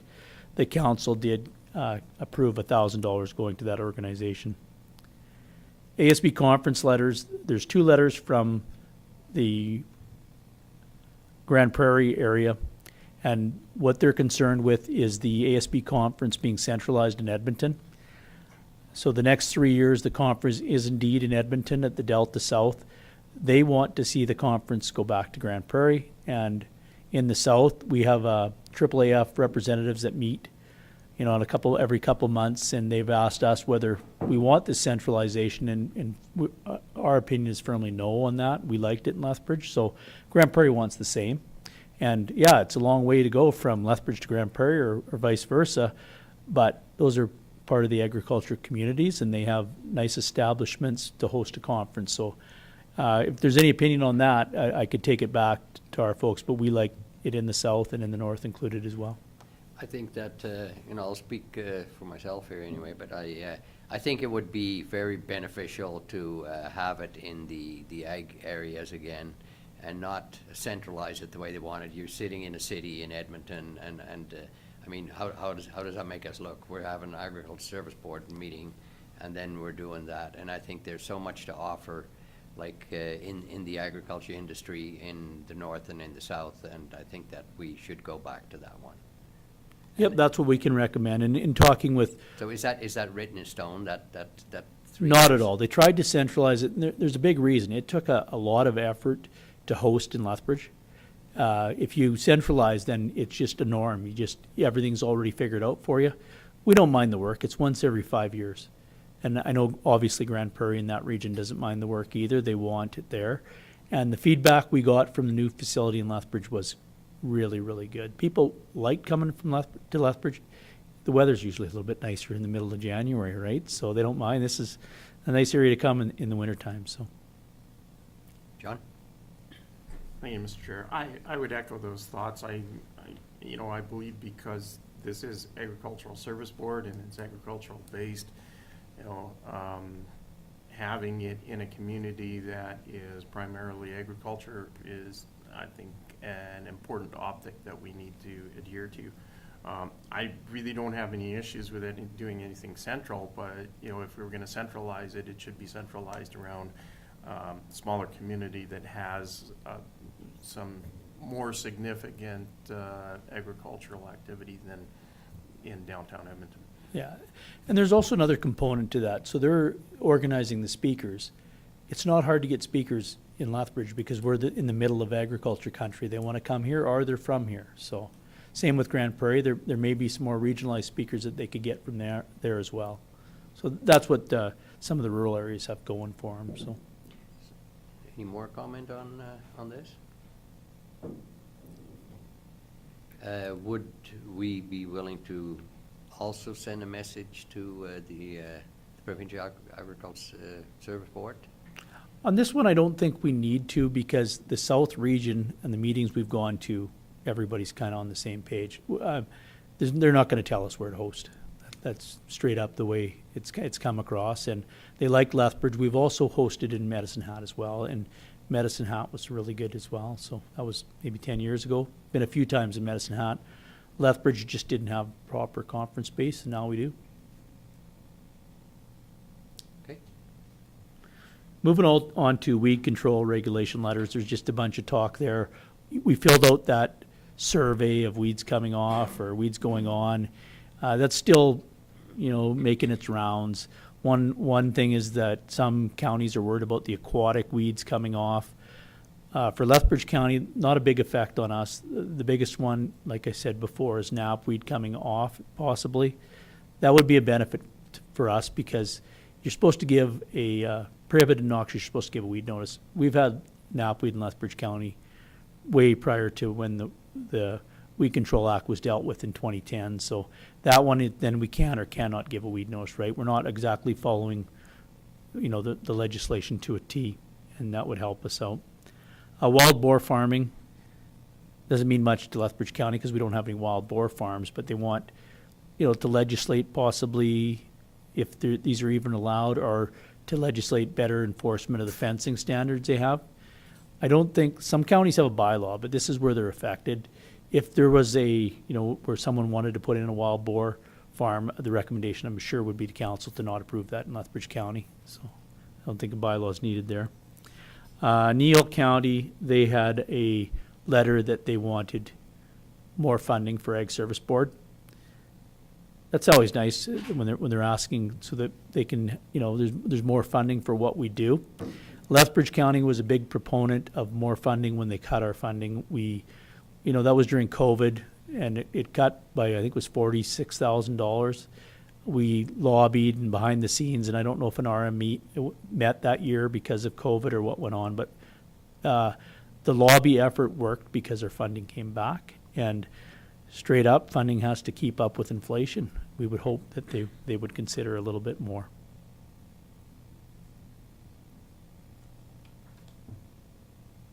Okay.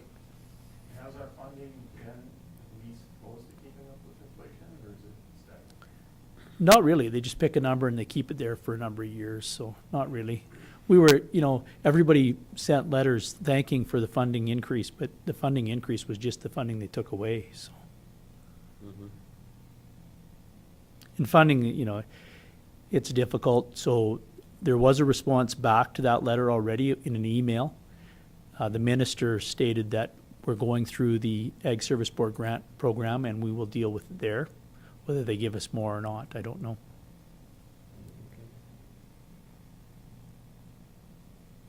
And that is the correspondence, if anybody has any questions on all the letters there. All right. Up next, I guess we can move into the closed session for the BMO farm family. Okay, can I have somebody move that we go into closed session? Warren, anybody in favor? That's carried.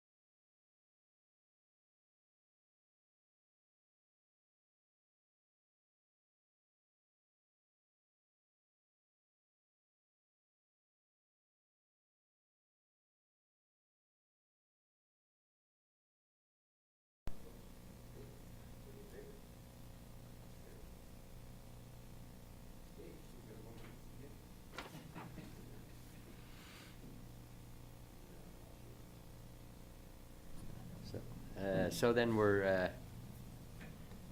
we would be voting on the 2025, yes. You can make a motion, yes. Thank you. I'd like to move that the Agricultural Service Board nominate 3 families in order of preference to be contacted by the Supervisor of Agricultural Services for acceptance of the 2025 Bank of Montreal Farm Family Award.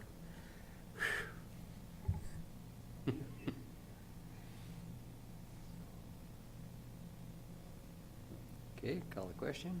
Everybody in favor? That's carried.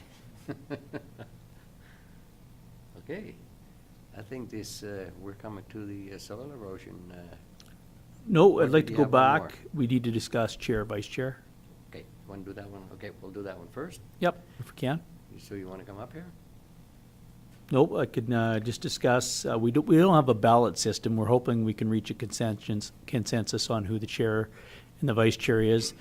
The chair has to be approved by council, has to go through council. So that nominee we can suggest.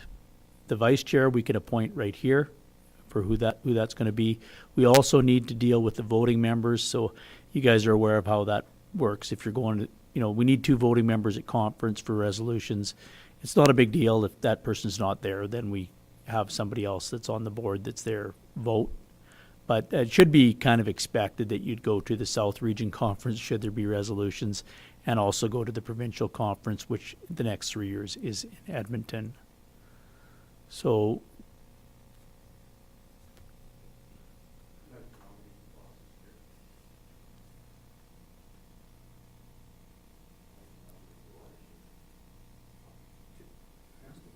Does it have to be a member of council as chair? no, it doesn't. I don't think so, no. No. Yeah, Just as a Yep, appointed appointed by by council, yeah. I was just curious, so it could be anybody on the board? It could be anybody. No. It just has to be approved by council. Ag Service Board really doesn't have a say in it. We're just going to suggest a name.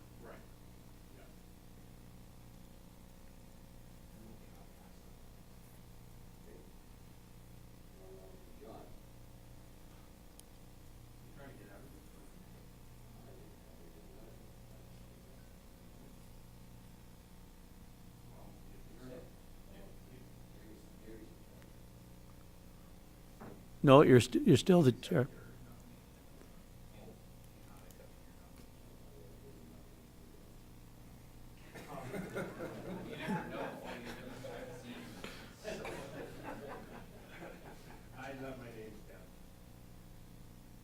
Any more discussion on this?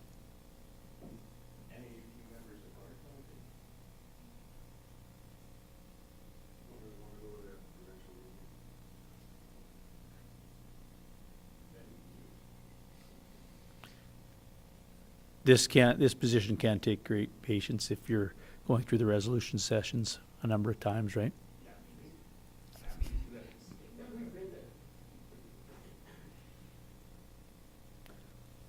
All right, so how do we deal with this? Do we need a resolution, Candace? Recommendation?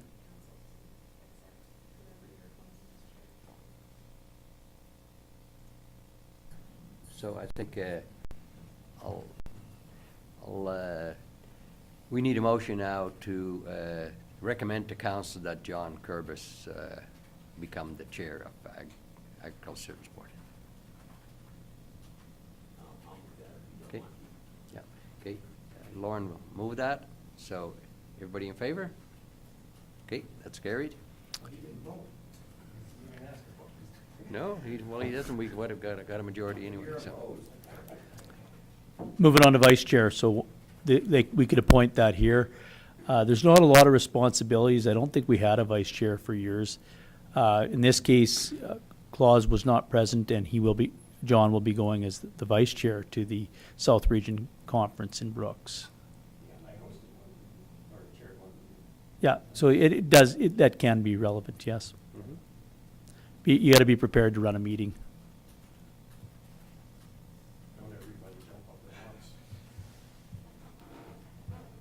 Lauren, you want to be vice chair? If nobody else wants to do it, I will do it, so.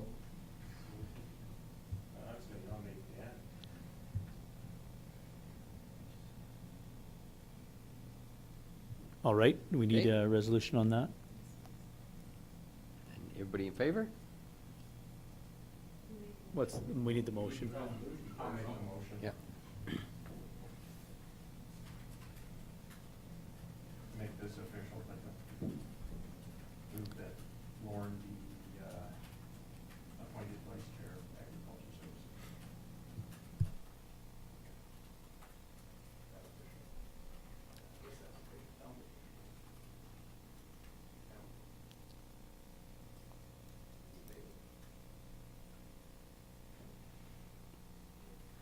All right, voting members, I think most are familiar with this process. Like you say, you got to be present for the resolutions.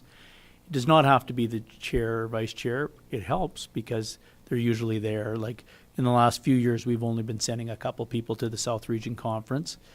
It doesn't have to be, but then the same expectations that you'll show up for the resolution process are, we can have move it down the line and someone else can attend if they're not able to be there. So, two. We could have an alternate if you wish, but usually the alternate is, we just have, the rest of the province doesn't know who our voting members are, as long as we have two ballots. That's what matters. So I would suggest maybe not having an alternate because it never works out. Just have the two, and then we can make whoever's willing to stay, right, for that process. Okay. All right. Gee, the track's already. So that brings us to our probably, do you have another one? We have to have the voting members. We need. Yep. Yep. No, this is different. So this is the voting members that are normally held at the organizational meeting. So we didn't give members with those privileges at the organizational meeting, which coming here and then going back. Same as the chair, we're gonna circle back, so Yeah. this is different. This is for the provincial meetings. Provincial and South Region meetings, so in the case of next week, yourself and Lauren will be the voting members. There's no resolution. There isn't unless something comes through at last minute, which I'm not hearing of either. Mhm. And last year, we only had one member go because there was no resolutions as well, so that was a long way up to Oyen. Very long way. Or go first. We didn't see no crops either, so.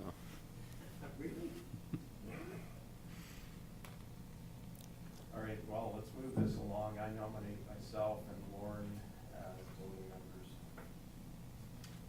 Somebody else. Okay. Everybody in favor? That's carried. You need something official, Candace? The voting members resolution. John's motion would be sufficient, yeah. Yeah, okay. We're good, okay, Yeah. we're perfect. Yeah. All right, moving on, and all we have left is the soil erosion video we'd like you guys to watch. Matt can come up. He got this together. What happens with some of the videos that we are producing is Derek and I are talking about what's going on in the county with agriculture. We've been talking about soil erosion for some time. Matt catches on quickly, and he grabs a video. Same, we did one on leafy spurge that we sent to our producers and what can be done. We'll let you watch the video and see what you think. It has been released to the public already, and in just over a week, it's got 1,000 YouTube hits.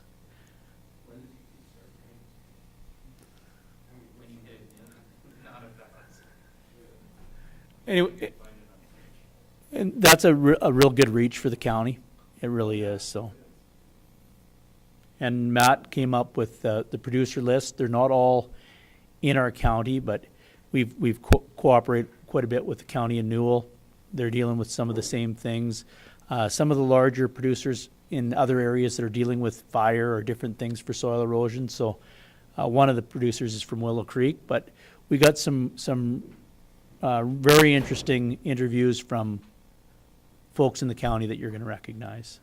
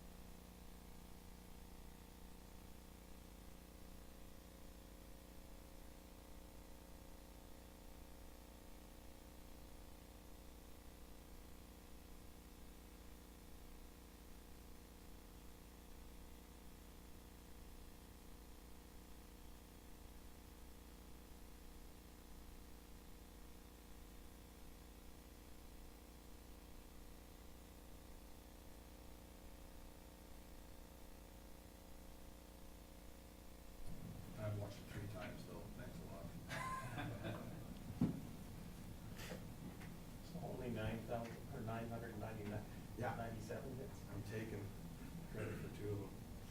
So, well, that brings us to the end of our meeting.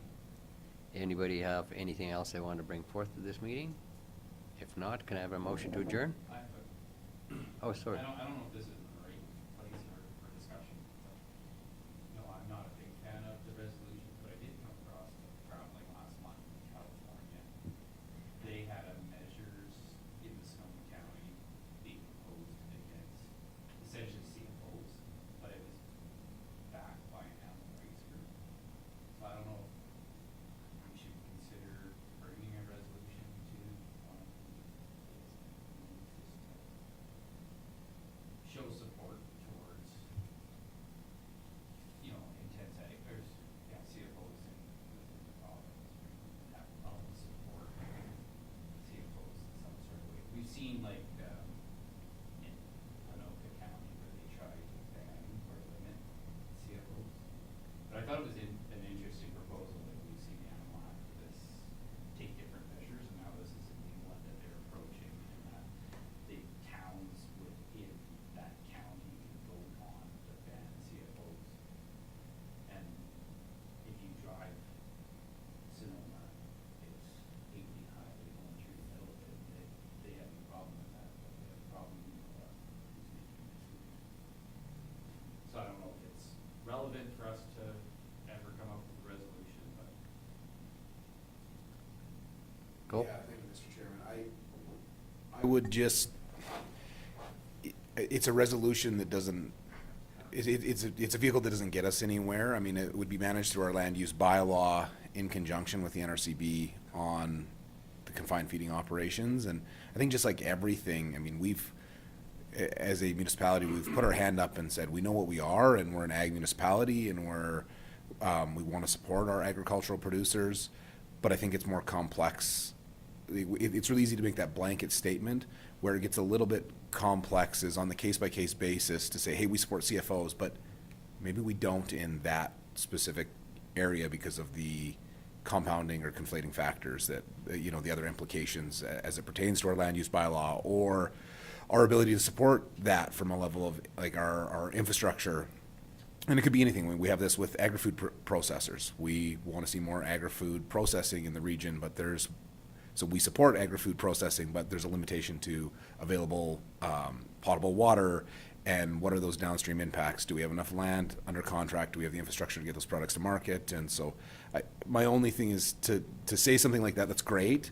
Does it set an expectation the door's wide open when it may or may not be, versus is there another way for us to stand up and say, hey, we do support ag, we want responsible ag, we want to work with our producers, we want to see innovation.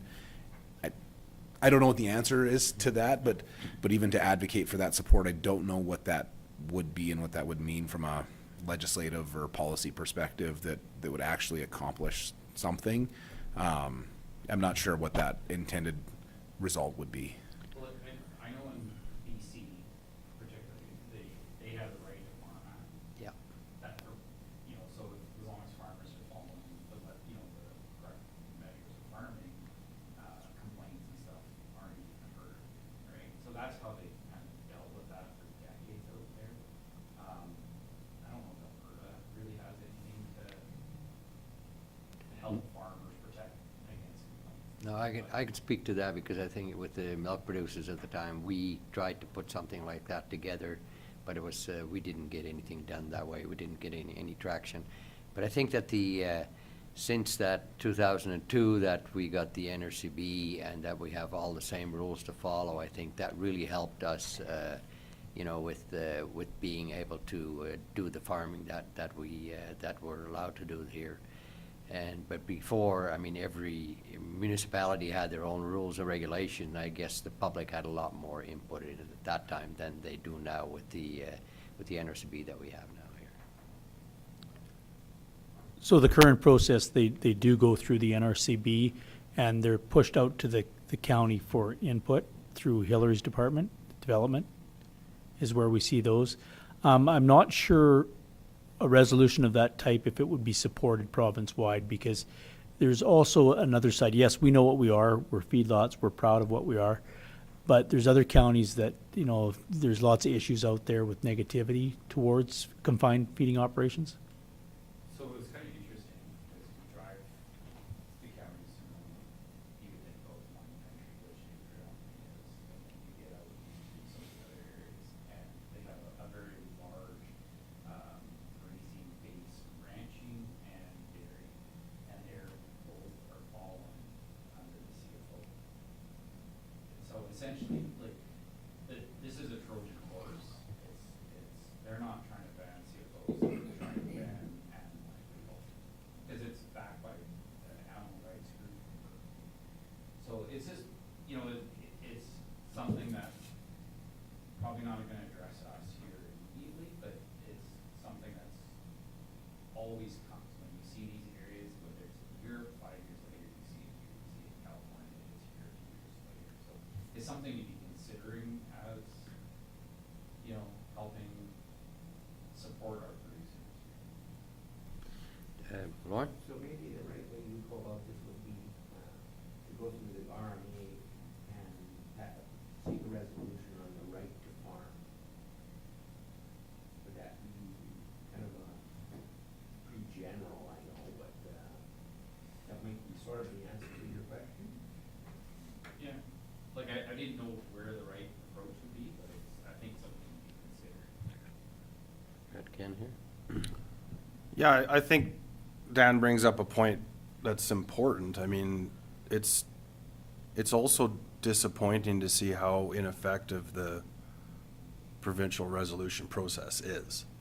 So I think it leads to a bigger discussion, and one that I was sort of hinting towards earlier is, I understand the legislation component, I understand the rural extension component of the Ag Service Board, but where does advocacy come in? Where does economic development come in? And what are the other pieces to the puzzle? Like, when can we have the forums to discuss what our objectives are in advocacy, whether it's a resolution like Dan brought up or another one? Like, there's a lot of, I'd love to have the opportunity to be a bigger advocate through this service board towards issues that matter to the county, and there's a lot of them, right? I mean, we're becoming complacent as an industry.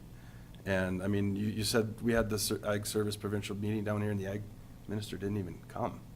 Like, that's a problem. Cole? Yeah, and maybe this is something where the Ag Service Board, and we need to do a bit of strategic planning or brainstorming, less specific to the level of service component, but more to that advocacy side of things to see what that appropriate vehicle is. Because my concern, I agree with what Dan is saying. I just don't know. I mean, we can take a resolution through whatever channel, but if we don't have a clear target as to what that translates to, that's great. We have a resolution, and all the people at the time supported it. And if we're going to see that transition or that pendulum swing 5 years later or 10 years later, there is nothing that Lethbridge County puts up or from our RMA puts up as a resolution that is going to be a roadblock to that if there's truly legislative change at that time, or change in the NRCB processes, or look at with the AUC, what we went through for renewable development, where we were fine with renewable development, but after spending, taxpayer dollars and millions of dollars on expanding irrigation to further expand our opportunities in ag, to turn around and then put solar on that. And so you have these processes, you have these ministries, you have these boards, these panels. Like, it's so complicated that I think that the role is advocacy. I think we just need to be very targeted and clear on how we get there and what we want as an end result. Because if we just want to put something up, I don't think it's going to accomplish anything down the road or circumvent these concerns that have been raised. So I would agree. I'm not a big fan of the resolutions. They kind of get drawn on and stuff, but Ken is like, can we do something different? And I think it is important to be thinking ahead, because I guarantee the other groups are ahead of us. And by the time you hear it, you are just going to be a part of the message, and be the message. So I think it is important to be strategically planning and finding the right avenues, because you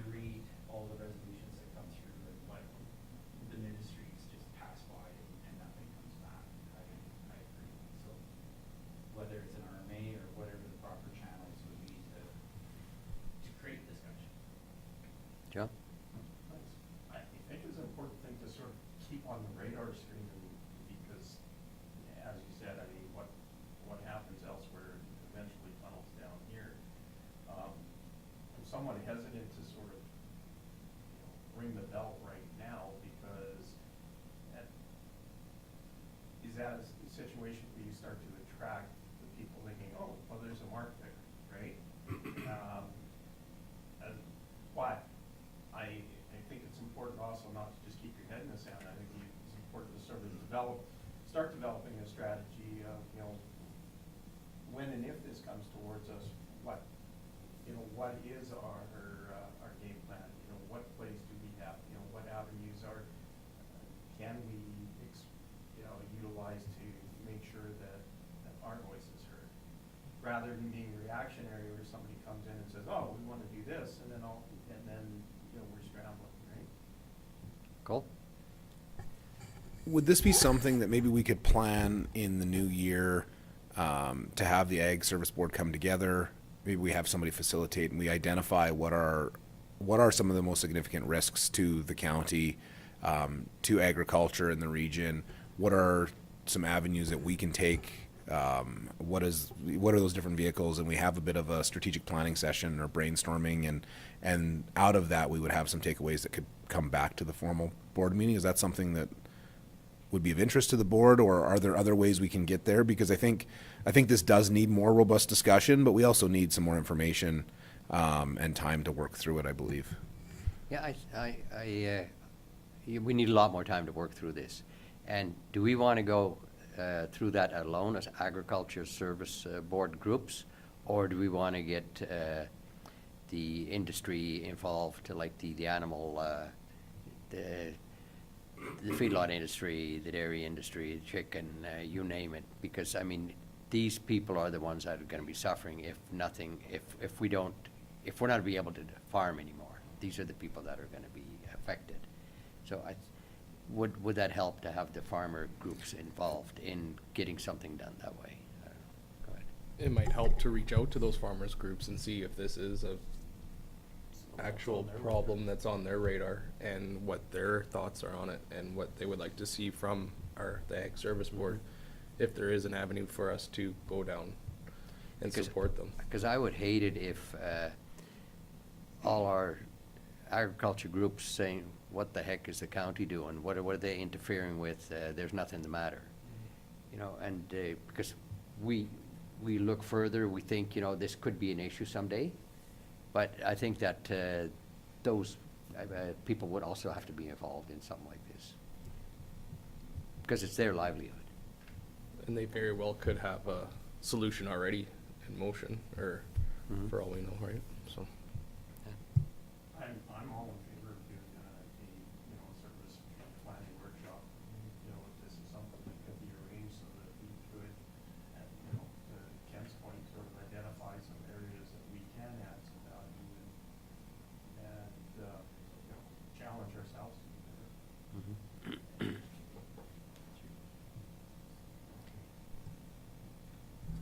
Well, just along that same note then, like I was consulted by our local feedlots, and they're looking into, biodigesters, and they're already sort of thinking about developing these positive messages to confined feeding. And I don't know, they mentioned that they had already talked to the counties about this sort of stuff too, but that sort of stuff doesn't come up in our conversations, which is a little surprising. Yeah, and I think just to that point, I mean, a lot of from a development perspective, some of those items do come to council when they're ready to. We have had some of those conversations. I would just say that they're not at a stage, we're aware of potential, but we get, I have someone pitch me 2 times a month on biofuel in the county. And there's been 1 or 2 that I would say are legitimate. Early stages planning, I would just say for Ken, you are privy to more or hear more typically before we do. And some of those, so like that, for example, it's great that there's been conversations. There's been from a county perspective, nobody's applied for a development permit. Nobody has submitted anything that would trigger us bringing something forward. So I could bring 1,000 things to you that are never going to happen, and so we wouldn't report on those. So once we have that, absolutely we would, but we don't have any of those developments underway or proceeding at this time. Lauren? Well, we did have that one person come in and talk to us a couple of years ago. Yep. About building a huge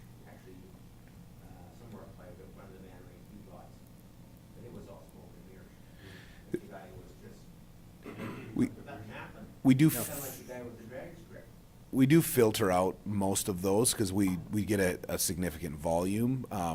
The one that Ken's referring to seemed very well thought out, very legitimate when we met with them, and has huge potential, but it was in theory, this is what we're looking at, and we're having some conversations, and this is what it could be, and that's the only conversation we've had with them to date. Okay, Ryan? Chairman, there has been, there is a submission for Attached to the feedlot? They've submitted it now? Okay, so I wasn't aware. So we're in that process, but as we go through that process, we can absolutely would report here. John? I think part of the other issue becomes a non-disclosure issue at times, right? You know, some of these proposals get put to us and there are confidentiality agreements that get signed between administration. So you may hear about it because they're talking with you about it, but it's not something that the county or administration can talk about because of the agreements that have been put in place. I'm not saying specifically on one project, but I mean, a lot of times, there are things that administration are doing that, that council gets informed of in closed sessions, but council can't talk about because there are non-disclosure. Yeah, I think this was an interesting discussion, and I think that, keep it in the back of your minds, but I don't think it's an issue that we can put anything forward right now, so, John, what, motion to adjourn. Everybody in favor?